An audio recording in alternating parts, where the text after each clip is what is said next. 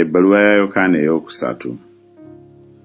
Nze omukadde mpandiikira Gayo omwagalwa gwe njagala mu mazima.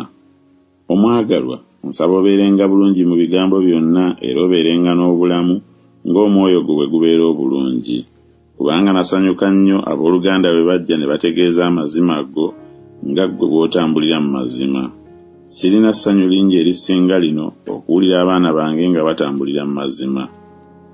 Omwagalwa, gya bwesigwa emirimu gyo gyonna gy'okolera abooluganda era abagenyi.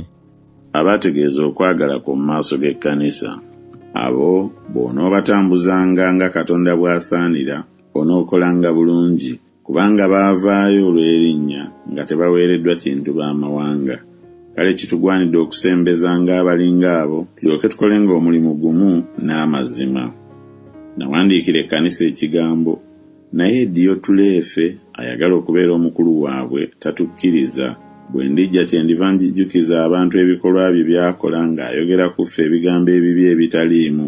So ebyo tebimumala, naye era ye yennyini tasembeza baaluganda, era n'abaagala okubasembeza abaziyiza n'abagoba mu kkanisa. Omwagalwa, togobereranga kibi wabula ekirungi.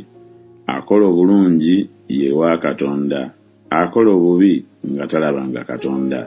Demeteriyo asiimibwa bonna era n'amazima gennyini, era naffe tutegeeza, naawe omanyi ng'okutegeeza kwaffe kwa mazima.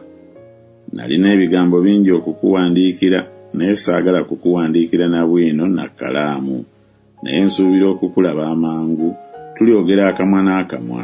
Emirembe gibenga gy'oli. Ab'omukwano bakulamusizza. Lamusa ab'omukwano ng'amannya gaabwe bwe gali.